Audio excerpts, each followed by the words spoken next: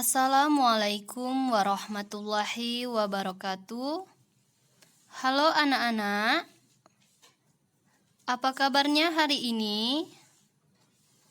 Alhamdulillah, semoga kita semua selalu sehat walafiat dan selalu dalam lindungan Allah Subhanahu wa Ta'ala. Amin ya Rabbal Alamin. Anak-anak yang ibu banggakan, sebelum kita melanjutkan pembelajaran hari ini, ibu mengingatkan untuk selalu menjaga protokol kesehatan. Yang pertama, jaga jarak minimal 1 meter. Yang kedua, cuci tangan. Yang ketiga, pakai masker. Yang keempat, makan makanan yang sehat.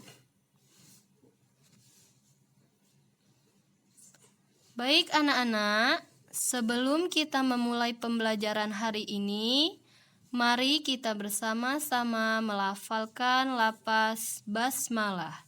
Bismillahirrahmanirrahim. Oke, sebelum kita memulai, mari kita bersama-sama berdoa terlebih dahulu. Berdoa, mulai. Berdoa selesai. Anak-anak yang ibu banggakan, hari ini kita akan mempelajari mengenai cerita rakyat atau hikayat. Sebelum kita lanjut, ada yang tahu apa itu cerita rakyat atau hikayat? Oke. Kita hari ini akan membahas mengenai cerita rakyat atau hikayat. Kita akan bahas pada part selanjutnya ya.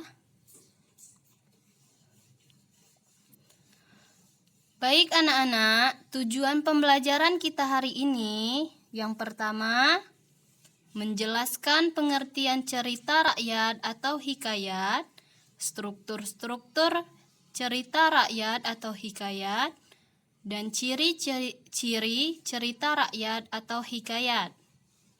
Yang kedua, kita akan membahas mengenai unsur hikayat, nilai-nilai yang terkandung pada hikayat, dan jenis-jenis apa saja pada hikayat. Yang ketiga, kita akan membaca teks cerita rakyat atau hikayat. Yang keempat, kalian akan mengidentifikasi struktur apa saja yang ada pada teks cerita rakyat atau hikayat. Sampai di sini sudah paham anak-anak? Oke, jika sudah paham, kita akan lanjut ke part selanjutnya. Pengertian hikayat. Hikayat adalah salah satu bentuk sastra prosa, terutama pada bahasa Melayu yang berisikan mengenai suatu kisah, cerita, dan juga dongeng. Hikayat berasal dari bahasa Arab yakni haka yang memiliki arti bercerita atau menceritakan. Jadi, fungsi hikayat adalah sebagai pembangkit semangat, penghibur pelipu lara, atau juga hanya untuk meramaikan sebuah pesta. Sampai di sini sudah paham anak-anak? Oke, jika sudah paham, kita lanjut. Dalam cerita rakyat atau hikayat, terdapat beberapa unsur. Yang pertama, abstraksi. Ada yang tahu apa itu abstraksi? Ya, jadi abstraksi adalah ringkasan ataupun inti dari cerita yang akan dikembangkan menjadi rangkaian-rangkaian peristiwa atau bisa juga gambaran awal dalam cerita. Jadi, abstraksi ini adalah gambaran awal dalam sebuah cerita hikayat. Oke, nomor 2 ada orientasi. Orientasi adalah bagian teks yang berkaitan dengan waktu, suasana, maupun tempat yang berkaitan dengan hikayat tersebut. Sampai di sini sudah paham anak-anak?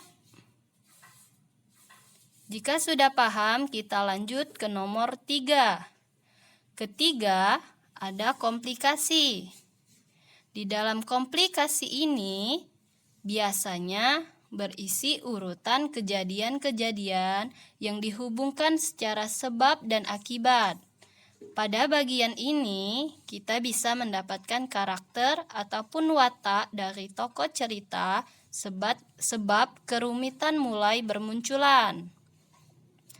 Yang keempat dari struktur hikayat ada evaluasi. Evaluasi yaitu konflik yang terjadi yang mengarah pada klimaks atau puncaknya masalah, mulai mendapatkan penyelesaiannya dari konflik tersebut. Yang kelima, ada resolusi. Resolusi pada bagian ini, si pengarang mengungkapkan solusi terhadap permasalahan yang dialami tokoh atau pelaku. Sampai di sini sudah paham anak-anak? Oke, kita lanjut ke struktur terakhir dari hikayat, yaitu koda. Koda merupakan nilai ataupun pelajaran yang dapat diambil dari suatu teks cerita oleh pembacanya, atau koda biasa disebut dari penutup dari sebuah teks cerita rakyat atau hikayat. Baik, anak-anak yang Ibu banggakan, sampai di sini sudah paham? Jika sudah paham, kita lanjut ke part selanjutnya. Dalam cerita hikayat, ada ciri-ciri dan karakteristik hikayat, yaitu ada 7. Yang pertama, bahasa. Ada yang tahu apa itu bahasa? Iya, Doni? Ya, bagus sekali. Jawaban Doni sangat benar. Jadi, bahasa pada hikayat, biasanya bahasa yang digunakan pada hikayat itu adalah bahasa Melayu lama. Oke, yang kedua ada istana sentris. Istana sentris yaitu pusatnya ceritanya itu berada di dalam lingkungan istana. Hikayat tersebut seringkali bertema dan berlatar kerajaan. Hal tersebut dapat dibuktikan dengan tokoh yang diceritakan ialah raja serta pangeran atau anak raja. Selain dari itu, latar tempat dalam cerita ini adalah negeri yang dipimpin oleh raja dalam suatu kerajaan. Sampai di sini sudah paham anak-anak? Oke, kita lanjut ke nomor 3, yaitu pralogis atau kemustahilan. Di dalam pralogis, banyak cerita yang terdapat pada hikayat tidak bisa untuk diterima oleh akal. Kemustahilan dalam teks, baik dari segi bahasa ataupun juga dari segi cerita, kemustahilan ini berarti hal yang tidak logis atau juga tidak bisa diterima nalar. Yang keempat, ada statis. Dalam hikayat, ini memiliki sifat yang kaku dan juga tetap. Jadi, statis itu adalah yang bersifat kaku dan juga tetap. Lanjut nomor 5, yaitu kesaktian.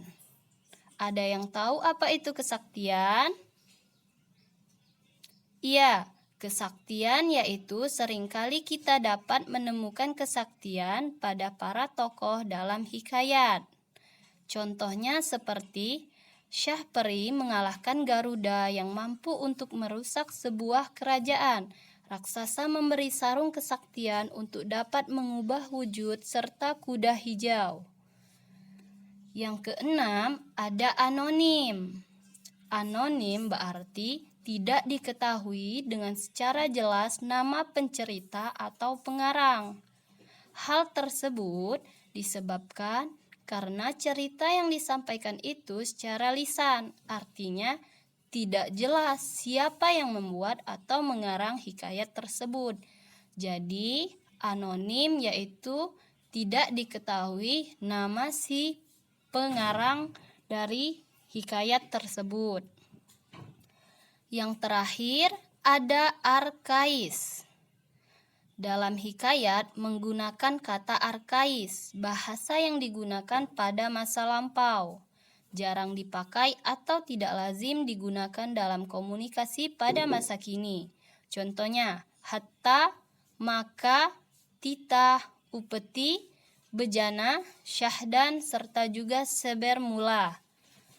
Baik anak-anak, sampai di sini sudah paham? Oke, jika sudah paham, kita lanjut ke nilai-nilai dalam hikayat. Nilai-nilai dalam hikayat itu ada 5. Yang pertama, nilai agama. Konsep dari nilai agama yaitu memohon kepada Tuhan dengan berdoa dan bersedekah agar dimudahkan urusannya. Yang kedua, pasrah kepada Tuhan setelah berusaha. Nilai hikayat yang kedua yaitu nilai sosial. Seperti tidak melihat perbedaan status sosial. Yang kedua, membantu orang yang berada dalam posisi kesulitan. Sampai di sini sudah paham anak-anak? Oke, kita lanjut ke nomor 3, yaitu budaya. Budaya, misalnya, raja ditunjuk berdasarkan keturunan dan raja yang memiliki putra lebih dari 1 selalu mencari tahu siapa yang paling gagah dan pantas menjadi penggantinya. Mencari jodoh putrinya dengan cara mengadakan sayembara atau semacam perlombaan untuk menunjukkan yang terkuat dan terhebat. Yang keempat, ada moral. Ada yang tahu apa itu moral? Ya, Dina, bagus sekali. Moral yaitu tidak mau bekerja keras untuk mendapatkan sesuatu. Memperdaya orang yang tidak berusaha, itu adalah contoh dari nilai moral dalam hikayat. Yang kelima ada edukasi, yaitu kewajiban belajar ilmu agama sejak usia kecil. Sampai di sini sudah paham anak-anak? Jika sudah paham, kita lanjut ke jenis-jenis hikayat. Di jenis-jenis hikayat ini ada 2. Yang pertama berdasarkan isinya, yang kedua berdasarkan asalnya. Ada yang tahu berdasarkan isinya apa saja? Ya, jadi berdasarkan isinya itu ada 6. Yang pertama, cerita rakyat. Yang kedua, epos India. Yang ketiga, cerita dari Jawa. Yang keempat, cerita-cerita Islam. Yang kelima, sejarah dan biografi. Yang keenam adalah cerita berbingkat. Kemudian, jenis hikayat berdasarkan asalnya itu terbagi menjadi 1. Melayu asli. Contohnya seperti hikayat Hang Tuah. Yang kedua, pengaruh Jawa. Contohnya seperti hikayat Panji Semirang. Yang ketiga, pengaruh Hindu atau India. Contohnya hikayat Sri Rama. Dan keempat yaitu pengaruh Arab Persia. Contohnya hikayat Amir Hamzah. Baik anak-anak, sampai di sini sudah paham? Oke, jika sudah paham dari materi pembelajaran kita hari ini, di sini ada contoh hikayat yang berjudul Perkara Si Bungku dan Si Panjang. Di sini, sebelum ibu memberikan tugas, silahkan kalian baca hikayat di sini yang berjudul Perkara Si Bungku dan Si Panjang. Baik anak-anak, sampai di sini sudah paham? Iya, jadi kalian hari ini akan membaca sebuah teks hikayat yang berjudul Perkara Si Bungku dan Si Panjang. Baik anak-anak,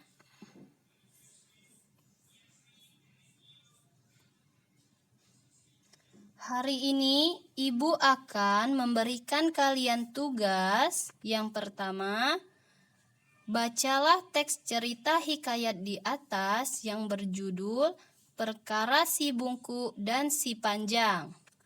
Kalian silahkan baca dan pahami ya. Yang kedua, setelah kalian membaca cerita hikayat di atas, silahkan identifikasilah struktur apa saja yang ada pada hikayat di atas yang berjudul Si Bungku dan Si Panjang. Sampai di sini sudah paham mengenai tugasnya anak-anak? Oke, jika sudah paham, sebelum kita menutup pembelajaran hari ini, kalian jangan lupa mengerjakan tugasnya dan selalu menjaga kesehatan ya. Untuk menutup pembelajaran kita hari ini, mari kita bersama-sama melafalkan lafaz hamdalah. Alhamdulillahirabbil alamin. Ibu memohon maaf jika terdapat kesalahan. Kepada Allah, Ibu mohon ampun. Ibu ucapkan terima kasih. Sampai ketemu di pertemuan selanjutnya. Wassalamualaikum warahmatullahi wabarakatuh.